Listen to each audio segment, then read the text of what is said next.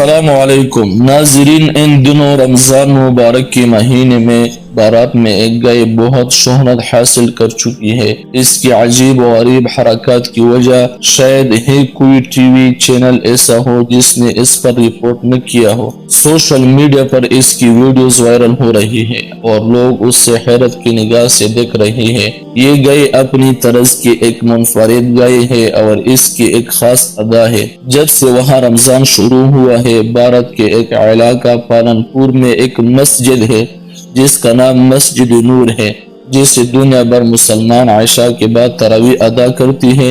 इसी तरह मस्जिद नूर में तरावी पढ़ी जाती है।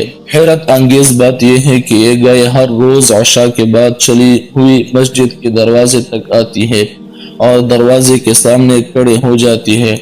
लोग सफ़े बांधकर कुरान मजीद की तिलावत सुन रही होती है और ये गाय भी वही खड़ी होकर तिलावत सुनती रहती है। इस दौरान न वो पानी पीने जाती है, न खाने के लिए जाती है, न किसी को नुकसान पहुंचाती है और न वक्त से पहले वहां से जाती है, बल्कि जब तक तरावी मुकम्मल नहीं हो जाती वो खामोशी से खड़ी रहती है और जब लोग अपने घरों को वापस जाती है तो ये भी वापस चली जाती है।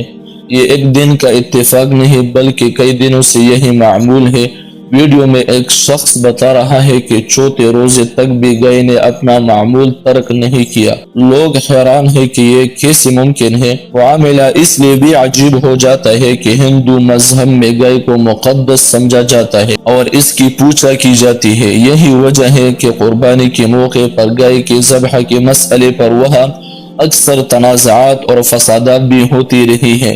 अब कुछ लोग ये सोच रहे हैं कि जैसे वो मुकद्दस मानती है, वो जाकर कुरान की तिलावत क्यों सुन रहे हैं, इसकी क्या वजह हो सकती है। मेरे जहन में एक नुक्ता आता है कि शायद ये गाय एक पैगाम देना चाहती हो। कुरान मजीद में एक सूरत का नाम है सूरत बकरा, जिसका मतलब ही गाय है।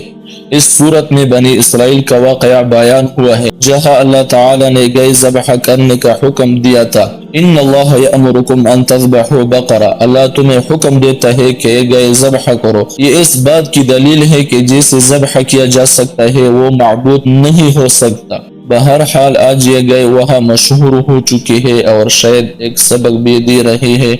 हम दुआ करते हैं कि अल्लाह ताला सबको हक बात समझने की तौफीक अता फरमा और रमज़ान मुबारक के इस महीने में सबको कुरान की तरफ रुजू करने की हिदायत दे। अल्लाह हाफिज।